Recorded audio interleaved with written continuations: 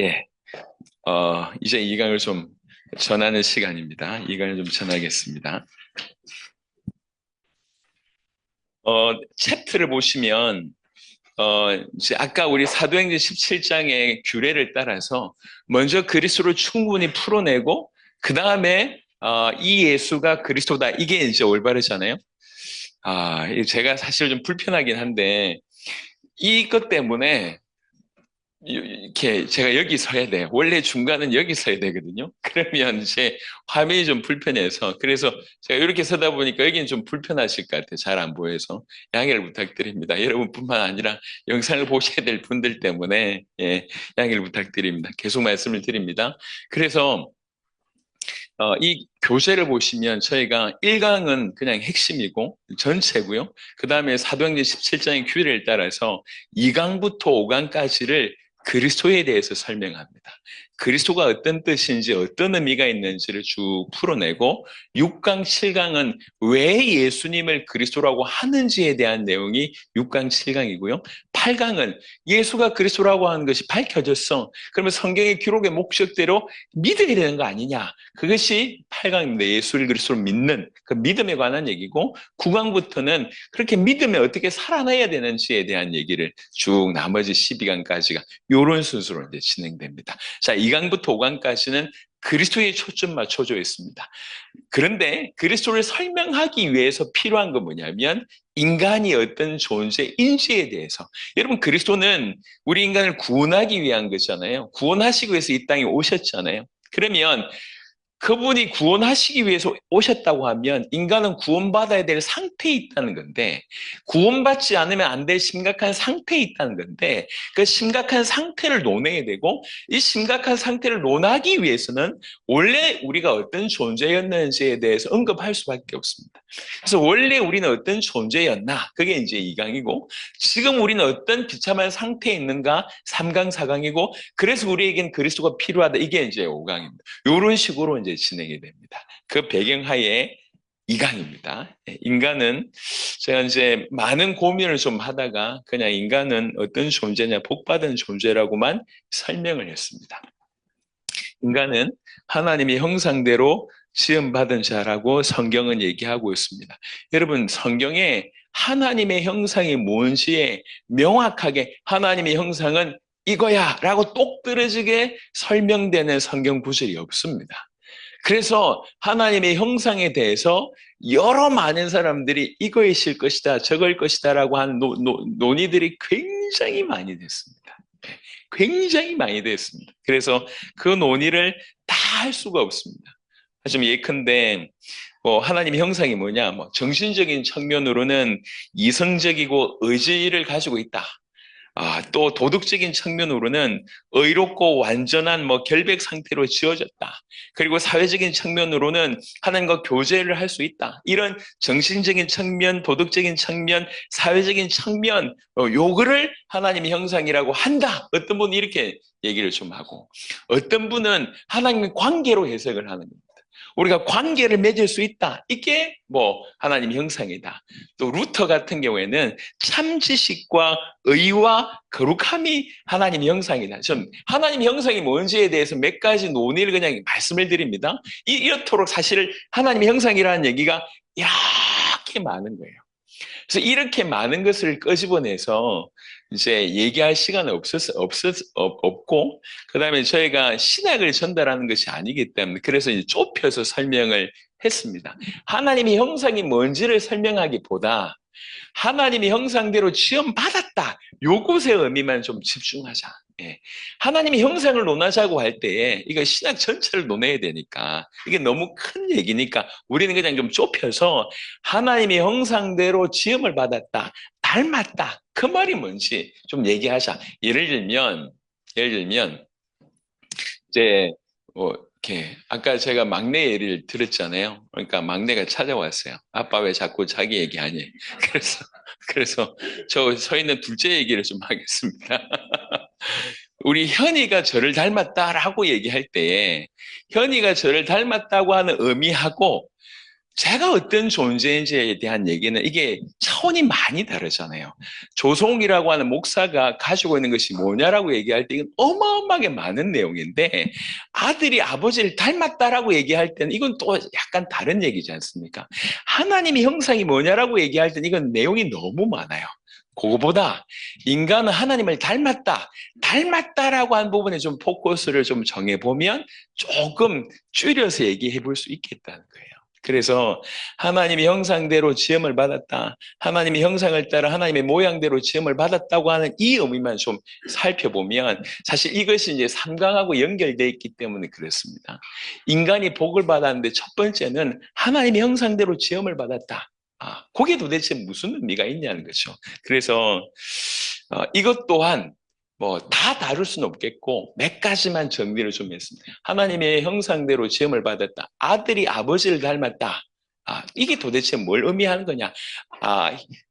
아들이 아버지를 닮았다는 얘기는 그들이 부자 관계를 얘기하는 거고, 아들이 아버지를 닮았다는 것은 아버지가 가지고 있는 것들을 소유할 수 있다는 얘기고, 이렇게 설명할 수 있잖아요. 그래서 첫 번째는 요한복음 4장 24절에 하나님은 영이시니 예배하는 자가 영과 진리로 예배할지니라 라고 되어 있습니다. 그러니까 인간이 하나님을 닮았다고 얘기할 때 하나님이 어떤 분이냐, 하나님의 영적인 존재이기 때문에 인간이 하나님을 닮았다고 얘기할 때 제일 첫 번째 논할 수 있는 것은 영적인 존재라고 할 수 있다, 이 얘기입니다. 영적인 존재다. 이게 참 신비한 얘기거든요. 왜 그러냐면 우리는 육신을 가지고 있잖아요. 육신을 가지고 있으면서 영적인 존재라고 할 수 있는 것은 이게 특별한 얘기입니다. 네. 육신을 가지고 있는 존재인데 우리에게 영적인 존재라고 하나님께서 허락하셨다는 얘기입니다. 영적인 존재다. 두 번째는 창세기 1장 26절 27절을 보니까 하나님이 이르시되 우리의 형상을 따라 우리의 모양대로 우리가 사람을 만들고 라고 되어 있습니다. 그러니까 하나님과 사람 사이에 표현이 뭐가 있냐면 그의 모양대로 우리의 형상을 따라 우리의 모양대로 요게 들어가 있습니다. 그러니까 우리의 형상대로 우리의 모양대로라고 하는 것이 앞뒤로 설명해 보면 이게 부자관계라고 하는 것이 성립이 되거든요. 창세기 5장 3절에 아담은 130세에 자기의 모양 곧 자기의 형상과 같은 아들을 낳아 이름을 셋이라 하였고 요렇게 세팅이 되어 있습니다. 그러니까 하나님의 그 자기의 모양 곧 자기의 형상이라고 한 이게 들어갔을 때 앞뒤 연결된 사람은 부자관계라고 설명이 되어 있거든요. 이런 구절들을 이제 대입을 해본다고 할 때 우리가 그의 형상대로 지음을 받았다는 얘기는 그냥 단순히 피조물로 지음을 받은 것이 아니라 처음부터 하나님은 우리를 자녀로 지으셨다. 이렇게 이해할 수가 있는 것입니다. 그래서 우리가 하나님의 형상대로 지음받았다고 한 것은 우리가 하나님의 형상 따라 우리가 영적인 존재이고 자녀로 처음부터 지음받았다고 이해할 수가 있겠고, 세 번째 시편 8편 4절에서 8절입니다. 성경 구절 잘 보시기 바랍니다. 사람이 무엇이기에 주께서 그를 생각하시며 인자가 무엇이기에 주께서 그를 돌보시나이까. 그를 하나님보다 조금 못하게 하시고 영화와 종기로 관을 씌우셨나이다. 주의 손으로 만드신 것을 다스리게 하시고 만물을 그의 발 아래에 두셨으니 곧 모든 소와 양과 들짐승이며 공중의 새와 바다의 물고기와 바닷길에 다니는 것이니이다. 아멘. 하나님께서 인간을 이렇게 축복하셨습니다. 하나님보다 조금 못하게 하시고 영화와 존귀로 관을 씌우셨나이다. 관 씌우셨다는 얘기는 왕이 되게 하셨다는 얘기고, 영화와 존귀라고 하는 단어가 왕에게 적용되는 단어입니다. 그러니까 우리를 왕되게 하신 거죠. 로마가 여러 나라를 정복했잖아요. 정복한 나라마다 왕의 형상을 세웁니다. 이렇게 뭐 김일성 동상처럼 이렇게 동상을 세우는 거예요. 동상. 그 동상은 그냥 아무것도 없는 그냥 동일 뿐이지만 상징하는 바가 뭐냐면 왕을 상징하는 거예요. 상징하는 바가. 그래서 함부로 하지 않잖아요. 어떤 경우에는 그 식민지의 사람들이 절하기도 하잖아요. 하나님께서 우리를 하나님의 형상대로 지으셨다고 얘기할 때 이 의미가 같이 들어갑니다. 우리를 통해서 하나님이 드러나는 거죠. 우리를 통해서. 그래서 우리는 하나님 보실 때 피조물이지만 피조물 세계에서는 우리는 왕이라는 거예요. 이게 하나님께서 우리를 지으셨을 때 주신 은혜입니다. 우리는 하나님의 형상대로 지으심을 받아서 영적인 존재이며 자녀이며 왕입니다. 왕 같은 존재입니다. 그리고 그 다음에 약간 좀 어려울 수 있는 부분인데 골로새 1장 15절, 고린도후서 4장 4절 보겠습니다. 그는 보이지 아니하는 하나님의 형상이시오 모든 피조물보다 먼저 나신 이시니라고 되어 있습니다. 그는, 그 그리스도는 보이지 아니하는 하나님의 형상이다라고 되어 있고 고린도후서 4장 4절에는 후반절에 그리스도는 하나님의 형상이니라. 그리스도가 하나님의 형상이고 우리는 하나님의 형상대로 지음을 받은 자입니다. 하나님을 닮은 자입니다. 그래서 원래 첫사람 아담은 하나님의 형상이신 그리스도와 비교될 정도의 인물입니다. 거의 그런 존재입니다. 우리가 처음 이렇게 원형으로 지음 받았을 때 우리의 존재가 그러하다는 거예요. 그러니까 이게 아담과 그리스도를 비교한 것이 사도 바울의 서신을 통해서 나오잖아요. 그러니까 그리스도와 비견될 존재가 첫사람 아담의 모습입니다. 그러니까 우리의 모습이 사실은 지금은 워낙 망가져 있어서 어떤 분이 그런 비유를 들어서 제가 그 비유를 자주 활용하는데 이렇게 옛날에 혹시 우리 지금 젊은 친구들은 몰라요. 그 옛날에 광고 중에 부시맨이라고 하는 광고가 있었어요. 혹시 아십니까? 예. 다 고개 끄덕이시는 분들이 연세 드신 분들인데, 이렇게 이제 여튼 밀림에 이렇게 원시인들에게 뭐 콜라병 하나 떨어진 뭐 그런 식의 어떤 광고가 좀 있었었는데요. 문명하고 철저하게 차단된 그곳에 약간 조금 안 좋은 비유지만 비행기가 추락해서 그 비행기의 잔해 중에 아주 작은 잔해 하나를 그 원주민 중에 한 명이 입수했다고 치자는 거죠. 그 원주민의 수준으로 이 잔해 이렇게 쇳덩어리 하나 들고 과연 비행기를 상상할 수 있겠나? 그 외형을 상상할 수 있겠나? 혹여 외형을 상상한다 할지라도 그 비행기를 만들어낼 수 있겠나? 그 원리를 이해할 수 있겠나? 비행기 하나에 들어가는 부품만 해도 어떤 비행기는 1조 개가 들어간대요. 그런 비행기를 과연 만들어낼 수 있겠냐? 도무지 원신 입장으로는 생각할 수 없다는 거죠. 이게 마치 지금 우리가 우리의 원래 첫사람 그 아담의 그 상태, 그 원형을 생각하지 못한 거와 마찬가지라는 거죠. 사실은 우리가 처음 지음받았을 때의 존재는 그러합니다. 그래서 하나님께서 하나님의 형상대로 지으셨다. 이게 그만큼 사실은 어마어마하다는 거죠. 그러니까 이것들을 잘 모르기 때문에 요즘 세태에 보면 조금만 힘들어하면 자살합니다. 극단적인 생각을 해요. 여러분 혹시 아십니까? 최근에 죄송한 말씀이지만 연예계 중에 자살한 사람들 대부분이 기독교인입니다. 예. 교회 다니는 사람들이 거의 대부분 적지 않게 자살을 해요. 그러니까 자기 스스로 자기 목숨을 끊을 수 있다는 얘기는 과연 그런 사람이 구원받았을까요? 라고 얘기할 때 구원받았을 확률이 굉장히 떨어집니다. 살인이 분명히 죄라는 걸 아는데 자기가 자기 목숨을 끊을 수 있다? 그 안에 주의 성령이 계시는데 뭐 지금 이게 논란이 좀 많기는 합니다. 왜 그러냐면 어떤 우리 유명한 목사님 한 분이 뭐 이름 들으시면 아실 만한 그 목사님이 아주 메시지를 깊이 전하시는 목사님이 자살하셨어요. 지금도 근데 목사님 돌아가셨잖아요. 지금도 그 돌아가신 목사님의 메시지를 듣고 교회로 존재합니다. 근데 심지어도 부흥된대요.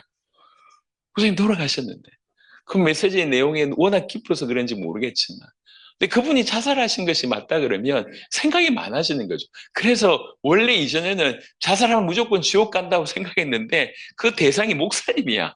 목사님 메시지 깊이 전하셔. 그래서 논란이 되고 있대요. 지금 신학적으로. 여하튼 스스로 목숨을 끊는다고 얘기할 때 구원의 확률이 좀 떨어질 가능성이 훨씬 높습니다. 여하튼 그렇단 말이에요. 왜 그러냐? 본인이 지금 어떤 존재인지 모르는 거예요. 우리가 지금 어떻게 지음받았고 특별히 잠시 타락했다가 다시 그리스도 예수 이름으로 하나님을 만나게 되어서 이 하나님의 형상을 회복했다는 것이 얼마나 엄청난지를 잘 모르는 것입니다. 복음 앞에 대면하지 않고 복음으로 통과해서 자신을 보지 못한 사람은 결국 세상 기준으로 자기를 보게 되는 겁니다. 그럼 답이 뻔한 거예요. 예, 돈 없으면 슬프고, 일 안 되면 슬프고, 남들보다 떨어지면 슬프고, 비교해서 낮으면 슬픈 거예요. 계속 그런 상태로 살아갑니다. 여러분, 성경을 통해서 우리 자신을 좀 확인하게 되길 바랍니다. 지금 우린 그리스도를 설명하기 위해서 이 그리스도가 이 땅에 왜 오셔야 되느냐? 오시지 않으면 안 될 심각한 문제 가운데 있기 때문에 그분이 오셔야 된다. 근데 심각함의 문제를 심각하게 보기 위해서는 원래 우리가 어떤 존재인지를 정확하게 알아야지 이게 얼마나 심각한지를 알잖아요. 여러분, 부모가 있다가 부모를 잃어버린 사람과 어릴 때부터 고아였던 사람은 틀립니다. 왜 그러냐면 부모하고 그렇게 사랑하다가 부모를 잃어버리게 되면 그 잃어버림이라고 하는 것을 이해한다고요. 근데 죄송하지만 고아는 처음부터 없었잖아요. 이게 분명히 훨씬 더 비참한 상태인데도 불구하고 처음부터 없었으니까 이게 별로 자기에게 심각하게 다가오지 않는 거예요. 상태는 심각한데 심각한지 모르는 거예요. 이게 우리가 어떤 존재였는지를 알고 지금 이걸 들여다봤을 때는 기가 막힌 일인데, 그래서 우리가 이제 아프리카 자주 갔었거든요. 그러면 아프리카의 나라에 조금만 차를 타고 들어가 보면 정말 그럴 수 있을까 싶은 곳에서 사람들이 살아요. 얼마 전에도 저희가 필리핀 갔을 때 그 쓰레기 마을이나 이런 데 둘러보면 야, 이런 데 살 수 있을까 싶은데 살아요. 근데 이 아이들이요, 너무 천진난만해요. 그러니까 우리가 볼 때 이게 너무 심각한 건데 본인들은 그냥 그게 정상인 줄 알고 살아요. 그 더러운 곳에서. 그러니까 이제 어떤 곳은 골목을 가는데 이 골목이 항상 이렇게 더러운 물로 가득 차 있는 거예요. 그러니까 거기에 이렇게 쓰레기 같은 걸 이렇게 해놓고 이렇게 그걸 밟고 가는 곳이거든요. 근데 그런 곳에 늘 살면서 원래 그게 삶인 줄 알고 그냥 해맑게 지내는 거죠. 그 해맑음을 보면서 우리는 더 마음이 아픈 것이 원래 이런 게 아닌데, 삶이라는 게 이런 게 아닌데 본인은 무너져 있는 것입니다. 여러분, 우리가 지금도 죄송하지만 이렇게 목회자들과 성도들이 인간의 진정한 문제를 잘 몰라서 달리 진단해서 달리 살아가는 경우들이 많습니다. 성도들 중 목회자들과 교회들 중에 적지 않게 구제하시는 분들이 많습니다. 구제하는 건 너무 좋은 겁니다. 복지하는 건 너무 좋은 겁니다. 하지만 가난이 인간의 진짜 문제라고 생각하니까 그것에만 올인한다는 거예요. 그래서 가난을 벗어날 수 있게 도와주시만 영혼이라고 하는 이것이 영혼이 구원받게 하는 데는 이건 별로 대수롭지 않게 여긴다는 거예요. 진짜 문제가 뭔지를 정확하게 진단하지 못하면 그런 결과가 나온다는 것입니다. 자, 배일어나고 지금 딱 보니까 이제 기도해야 될 타임인 것 같습니다. 우리가 힘을 얻어야 될 타임 같습니다. 약간 이제 밥 먹고 나서 약간 지칠 수 있는 그런 시간이니까 함께 한번 기도하면 좋겠습니다. 여러분, 제가 지금 여러 가지 기도 제목들 주는 것보다 말씀이 뭐라고 하는지를 계속 이렇게 같이 보면서 기도하길 원하거든요. 우리가 하나님의 형상대로 시험받았다. 이게 얼마나 엄청난 일이라는 거죠. 성경은 그냥 짧게 그 의미가 영적인 존재로 지음받았고 자녀로 지음받았고 왕으로 지음받았고 감히 그리스도와 비견될 정도로 지음받았다고 하는 것인데 주여 깨닫게 해주십시오. 우리 인간이라고 하는 존재, 우리가 하나님의 형상대로 지음받았다고 하는 이 존재, 이것이 어떤 의미가 있는지 우리 눈을 밝혀주시고 전 세계 수많은 기독교인들에게, 교회들에게 이 부분이 알려지게 해달라고 기도하고, 무엇보다도 우리 자신이 이 본문의 말씀들이 이해되어질 수 있도록 하나님 역사해 주옵소서. 이 오후에 하나님 우리 눈을 열어주시옵소서. 우리 한 5분 정도 같이 한번 기도하도록 하겠습니다. 하나님 감사합니다.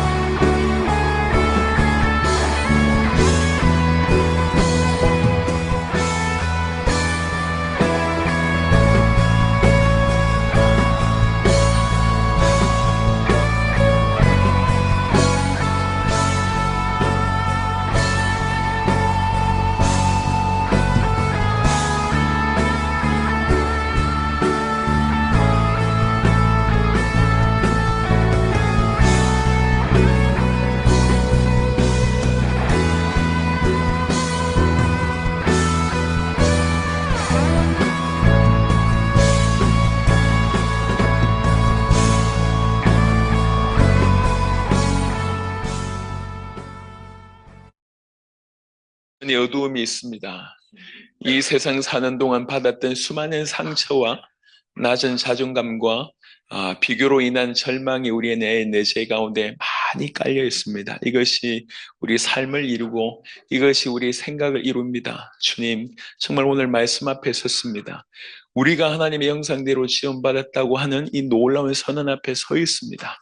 그가 당신의 형상대로 우리를 지으셔서 우리를 당신의 자녀로 영적인 존재로 왕같은 자로 감히 그리스도와 비견될 정도의 그런 존재로 우리를 만드셨습니다. 주님, 이 말씀이 우리 생각을 장악하게 하옵소서. 이 말씀이 우리 생각을 무너뜨리게 하옵소서. 이 말씀이 내 안에 있는 어두움을 무너뜨리고 이 말씀이 내 안에 있는 낮은 자존감을 무너뜨리고 수많은 상처를 무너뜨리게 하시옵고 진실로 우리가 하나님의 형상대로 지음받았다고 한 이 놀라운 말씀을 그대로 받아들일 수 있도록 하나님 역사하여 주시옵소서. 그래서 그 존재 자체만으로 귀한 존재임을 우리가 알 수 있도록 하나님 역사하여 주옵소서.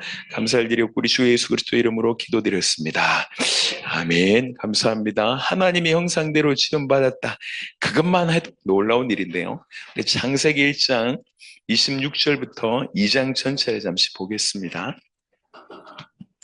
창세기 1장 26절부터 2장 전체를 잠시 보겠습니다. 하나님께서 우리에게 어떤 복을 주셨는지가 그대로 나옵니다.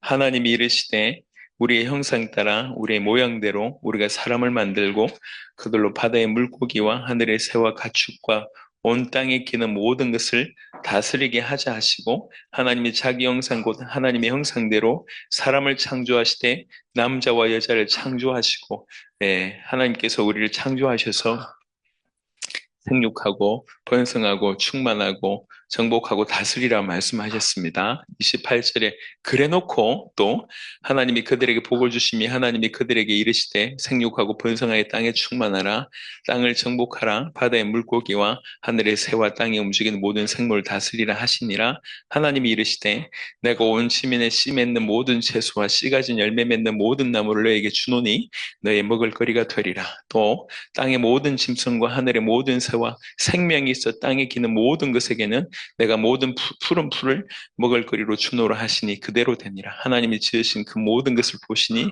보시기에 심히 좋았더라. 저녁이 되고 아침이 되니 이는 여섯째 날이니라. 아멘. 2장 1절에 천지와 만물이 다 이루어지니라. 하나님이 그가 하시던 일을 일곱째 날에 마치시니 그가 하시던 모든 일을 그치고 일곱째 날에 안식하시니라. 하나님이 그 일곱째 날을 복되게 하사 거룩하게 하셨으니 이는 하나님이 그 창조하시며 만드시던 모든 일을 마치시고 그날에 안식하셨습니다. 우리에게 복을 주셨는데 그 중에 하나가 이 안식의 복입니다. 하나님이 안식하셨고 또 일곱째 날을 거룩하게 하셨습니다. 우리에게 안식의 날을 허락해 주셨습니다.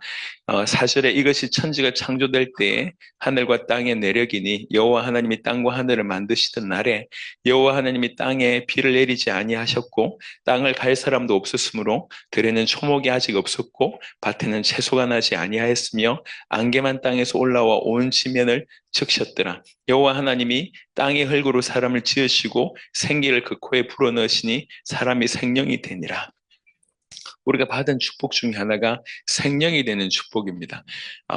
두 가지 해석이 있습니다. 생명에 관해서 하나는 뭐냐면 그냥 살아있는 존재, 리빙빈이라고 하는 그냥 살아있는 존재의 의미다라고 얘기했고 또 하나는 이렇게 번역한 대로 생명, 살아있는 영적인 존재다. 이런 두 가지 해석이 있습니다. 둘 다 맞는 것 같습니다. 분명한 것은 육신을 가지고 있지만 영적인 존재로 시험을 받았습니다. 생기가 그 코에 들어간다는 것은 이제 원어로 보면 성령이 임하신다고 하는 것이 그과 원어가 같다고 얘기합니다. 이 생기가 그 코에 들어갔다는 얘기는 하나님이 임하셔서 우리가 영적인 존재가 되는 것입니다. 그래서 우리는 하나님이 없으면 살아있을 수 없는 존재입니다. 성경은 하나님이 표현하시기를 나는 스스로 있는 자다 이렇게 표현하셨잖아요. 하나님만 자존자입니다. 하나님만 스스로 계세요. 그 말은 다른 모든 피조물은 스스로 스스로 있을 수 없다는 거죠. 그 말은 무슨 말이냐면 스스로 존재할 수 없는 모든 피조물은 스스로 존재하는 절대자에게 절대적으로 의지한다.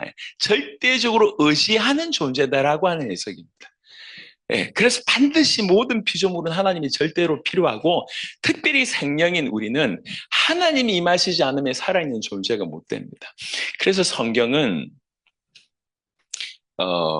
죽음을 얘기할 때 사멸이라고 표현하지 않습니다. 죽음은 분리이고 단절로 표현됩니다. 생명에서의 분리가 죽음이고 생명에서의 단절이 죽음입니다. 생명을 주시는 생명의 근원이신 하나님과의 분리, 하나님과의 단절이 죽음이라고 얘기하는 것입니다. 예. 그래서 인간은 절대로 하나님 없이는 살 수가 없는 존재. 그게 인간의 정의입니다. 그런 의미로서 생명을 이해하시면 좋겠습니다. 그래서 생명이 사실 우리가 받은 큰 축복이다. 안식의 복을 받았고 생명의 복을 받았다 말씀드릴 수가 있겠습니다. 8절에 여호와 하나님이 동방의 에덴의 동산을 창설하시고 그 지으신 사람을 거기 두시니라. 여호와 하나님이 그 땅에서 보기에 아름답고 먹기에 좋은 나무가 나게 하시니 동산 가운데에는 생명나무와 선악을 알게 하는 나무도 있더라. 강이 에덴에서 흘러나와 동산을 적시고 거기서부터 갈라져 내 근원이 되었으니 첫째 이름은 비손이라. 금이 있는 하윌라 온 땅을 둘렀으며 그 땅의 금은 순금이요 그곳에는 베델리엄과 호마노도 있으며 둘째 강의 이름은 기온이라. 구스 온 땅을 둘렀고 셋째 강의 이름은 히데겔이라. 아수르 동쪽으로 흘렀으며 넷째 강은 유브라데더라. 여호와 하나님이 그 사람을 이끌어 에덴 동산에 두어 그것을 경작하며 지키게 하시고 에덴의 복을 주신 것입니다. 지금 우리의 포인트는 뭐냐면 인간이 얼마나 복을 받았느냐 이 얘기입니다. 다른 말로 하나님이 인간에게 얼마나 큰 복을 주셨는지를 보는 겁니다. 그냥 내용이 아니라 하나님의 형상대로 하나님 인간을 지으셨을 뿐 아니라 그 인간에게 생육하고 번성하고 충만하고 정복하고 다스리는 복을 주셨고, 거기서 그치는 것이 아니라 안식의 복을 주시고 생명의 복을 주시고 에덴의 복을 주시고 하나하나 뜯어보면 하나하나 뜯어보면 부모가 자녀들에게 주는 복은 자녀가 잘 몰라요. 하지만 그 자녀에게 주기 위해서 부모가 얼마나 헌신하는지 모릅니다. 그게 부모 입장은 다 되어보면 아시는 내용이잖아요. 자기 우리 애들이 뭘 사달라 그러면 제가 돈이 그렇게 아깝지가 않아요. 근데 돈이 아까운 게 있어요. 예를 들면 여기 주유소는 1,500원인데 저기는 1,495원이야. 거기 가는 거예요. 그 1리터 5원 차이예요. 그럼 50리터 넣어봐야 몇백 원 안 해. 근데 또 그렇게 가는 거예요. 이렇게 아무것도 안 돼. 그렇게 왜 그렇게 아깝죠? 주차비 10분 아끼려고 막 뛰어갑니다. 이렇게 해봐야 몇백 원 안 되고 그런데도 불구하고 그거 막 아까워요. 아까운데 이렇게 애들이 치킨 사달라 하거나 이렇게 할 때 별로 아깝지가 않아요. 그게 저도 그렇고 와이프도 그렇고 같이 아깝지가 않아. 예, 그러니까 계속 퍼주는 거죠. 어떻게든 자녀들한테 아깝지가 않지 않습니까? 자녀들은 몰라요. 하지만 부모가 됐을 때 그 자녀들에게 베푸는 건 부모가 알지 않습니까? 하나님이 지금 우리에게 뭘 주셨는지를 조금 보자는 거죠. 우리는 너무 우리 입장으로 해석을 하는데 하나님이 우리에게 뭘 주셨는지를 조금만 자세하게 들여다보면 하나님께 감사하지 않을 수가 없습니다. 하나님이 우리를 당신의 형상대로 지으셨다. 사실은 그걸로 끝입니다. 그 안에 모든 것이 있습니다. 근데 여기에서 조금 더, 그러니까 부모가 우리를 낳았다. 이것만 해도 기가 막힌데 거기에 자녀들의 옷부터 시작해서 우리 이제 경주에서 온 우리 애경선 교사가 아까 그 피니셔 사역을 열심히 하던 그 주도적으로 하던 선교사거든요. 애를 낳았어요. 둘째를 낳았는데 둘째가 몸이 안 좋은 거야. 저 어린애가 100일 이제 막 지났는데 저 친구가 지금 계속 병원에 왔다 갔다 하고 막 그래요. 그 소식도 듣고 저희 교원들이 온 성도들이 다 막 기도하고. 여러분 애를 100일짜리 안 된 애를 낳았을 때 그 1분이라도 눈을 떼겠습니까? 뗄 수가 없지 않겠습니까? 계속 눈이 가잖아요. 그걸 어떻게 알겠습니까, 자녀들이? 마찬가지로 하나님이 우리를 위해서 베푸신 것들이 흔적이 있는데 이걸 너무 당연하게 생각하거나 너무 모르는 것 같아요. 하나님이 에덴의 복을 주셨습니다. 안식의 복을 주셨습니다. 생명의 복을 주셨습니다. 그리고 16절에 15절에 보니까 에덴 동산을 두어라고 얘기할 때 에덴 통째로 우리에게 주셨다고도 볼 수가 있습니다. 모든 걸 주신 것입니다. 16절에 여호와 하나님이 그 사람에게 명하여 이르시되 동산 각종 나무의 열매는 네가 임의로 먹되 선악을 알게 하는 나무의 열매는 먹지 말라. 네가 먹는 날에는 반드시 죽으리라 하시니라. 아멘. 그냥 표면적으로 볼 때는 좀 무시무시한 말씀이에요. 예, 굳이 왜 이렇게 하셨을까 할 수 있지만 조금 크게 얘기하면 하나님이 약속을 주셨다는 얘기거든요. 예, 약속을 주셨다. 약속은 함부로 하지 않습니다. 그리고 우리가 아는 바 하나님은 약속하셨을 때 이 약속에 원래 하나님께서 의미를 그렇게 담으셨어요. 약속을 지키는데 목숨을 걸고 지키십니다. 예, 목숨 걸고 지키십니다. 창세기 15장에도 그런 언급이 있는데, 이제 약속의 한 대표적인 언약 관계를 설명할 때에, 이 민족, 저 민족이 다투다가, 마지막 약속을 이제 조약을 체결하면 짐승 하나를 데려와서 그 짐승을 반으로 쪼갭니다. 쪼개서 이렇게 반으로 버려놓아요. 그러면 피가 흥건하게 흐를 거 아니에요? 그럼 약속을 1, 뭐 어떻게 하자, 2, 이렇게 약속을 체결하고 나서 그 약속 체결자 두 민족의 우두머리들이 그 쪼갠 고기 사이로 긋습니다. 그럼 뭘 얘기하냐면 우리는 피로 약속을 맺었다는 의미이기도 하고 또 뭘 의미하냐면 둘 중에 하나 약속을 어기면 이렇게 된다는 거예요. 이렇게. 창세기 15장에 보면 하나님이 아브라함하고 약속하실 때 정말 기가 막힌 장면이 나옵니다. 그 쪼갠 고기 사이로 불이 지나가잖아요. 이게 하나님의 약속을 의미합니다. 내가 목숨 걸고 지키겠다는 거예요. 하나님이 피조물인 인간하고 약속하는데 당신의 목숨 걸고 지키겠다. 이게 하나님이 약속에 임하는 자세입니다. 그런 하나님이 우리에게 약속을 줬다는 거예요. 예. 이건 보통 얘기가 아니에요. 조금 깊이 들여다보면. 우리 현이가 또 있으니까. 우리 현이 얘기를 좀 하면, 어릴 때 그런 일이 있었어요. 우리 현이는, 이렇게 집요한 면이 있어요. 이 친구가. 그래서 제가 많이 바쁘거든요. 그러면 이제 현이가 아빠 이제 뭐 워터파크 가자라고 얘기를 합니다. 그러면 제가 막 시간이 막 이렇게 안 돼가지고 막 하다가 그래도 계속 오르면 대충 얘기하죠. 한 달 후에 가자. 이렇게 얘기를 툭 던져요. 그러면 우리 현이나 우리 아들들은, 우리 애들은 그걸 깊이 받아요. 예, 아빠가 얘기했다는 거지. 그래서 한 번 제가 진짜 깜짝 놀랐어요. 그 다음날 일어나는데 아빠 29일 남았다. 이렇게 얘기하더라고요. 깜짝 얘가 놀랐어요. 야, 그러니까 이제 툭 뱉었지만 얘가 받았잖아요. 나는 약속을 했고 얘는 약속을 받았잖아요. 그럼 꼼짝 말을 지켜야 돼요. 전화 없어도 지켜야 돼요. 어쩔 수가 없습니다. 그러니까 약속을 하는데 부모로서는 무조건 억울한 약속이거든. 왜 그러냐면 돈 나가야지, 시간 나가야지, 에너지 투자해야지. 그 워터파크 가면 우리 뭐 합니까? 우리 그냥 앉아 있어요. 그냥 앉아 있어. 우리 이렇게 제가 이렇게 막내를 좀 늦게 나가지고 그 차리게 딸려. 얘네들은 너무 돌아다니는데 우리 그냥 앉아 있는 게 그게 쉬는 겁니다. 우리를 안 찾아주고 안 불러주는 게 좋은 거죠. 그럼에도 불구하고 약속을 지켜야 돼요.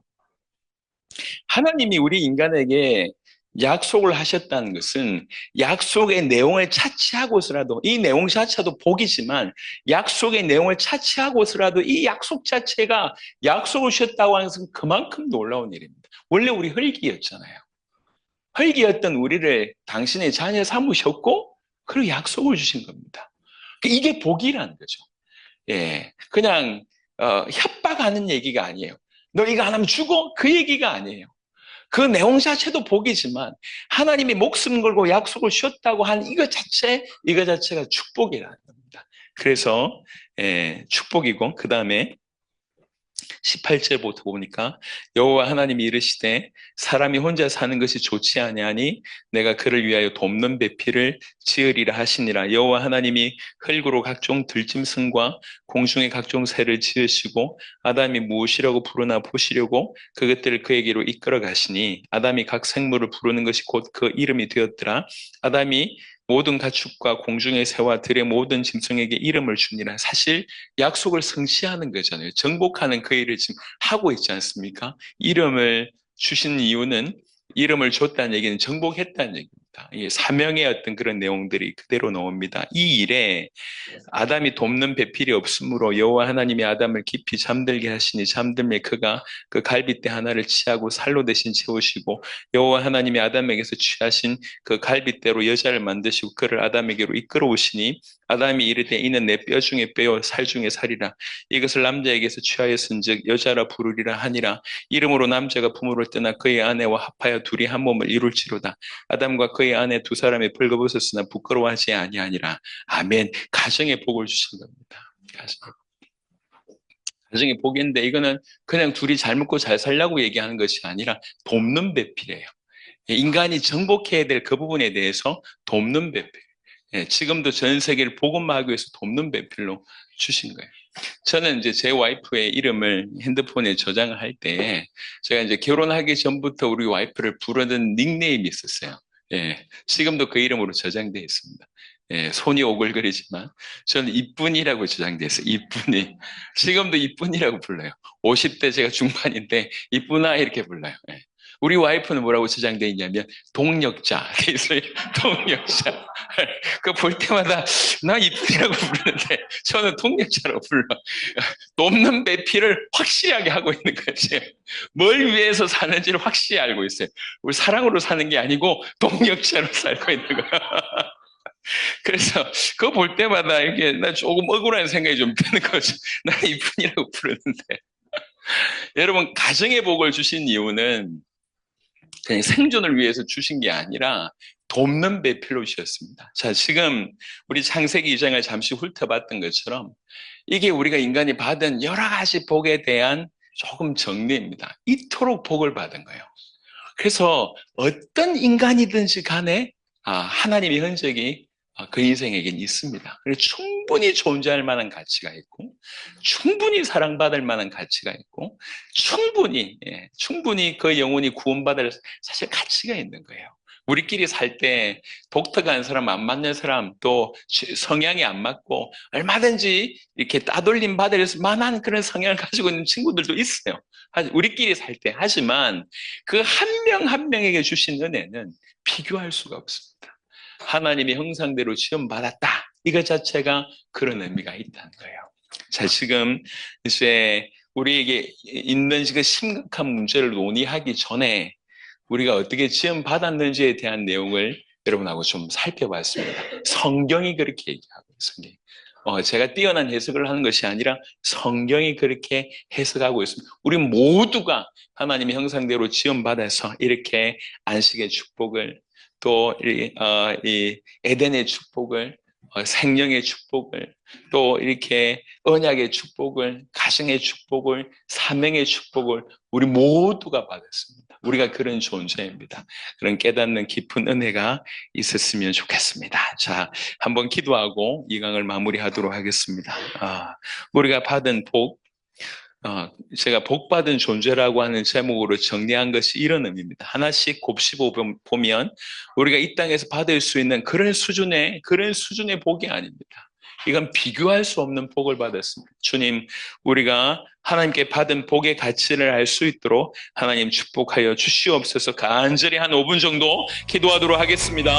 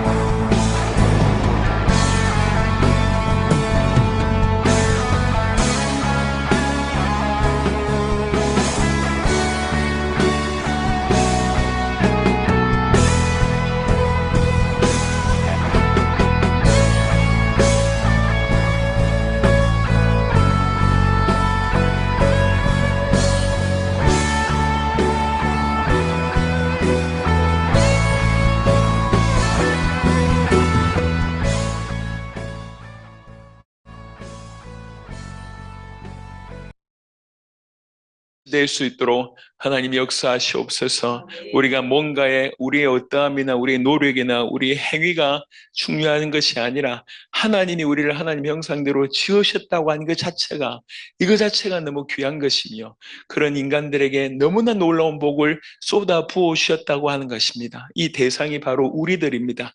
우리가 얼마나 하나님 앞에 특별한 존재인지 하나님의 전부의 사랑을 받고 있는 존재인지 하나님께 아주 가치 있는 존재인지를 성경을 통해서 확인하게 하시옵소서. 주님, 우리 관계가 어떠하든지 우리 상황이 어떠하든지 우리 능력이 있고 없든지 사람이 인정해 주든지 안 해주든지 간에 정말 아물짝에 쓸모없는 것이라고 하는 사실을 정확하게 알게 하시고 하나님과의 관계 안에 하나님이 우리를 어떻게 여기시는지를 깨달음으로 우리 안에 더 이상 어두움이 물러가게 하시고 아버지 죽을까 봐 고민한 그 모든 것에서 벗어나게 하여 주옵시며 여러 가지 실패 가운데 더 이상 두려워하지 아니하도록 하나님 역사하시고 하나님만으로 하나님이 나를 지으셨고 하나님이 나를 이렇게 사랑하신다는 그 하나만으로 우리 마음에 기쁨이 있을 수 있도록 하나님 축복하여 주시옵소서.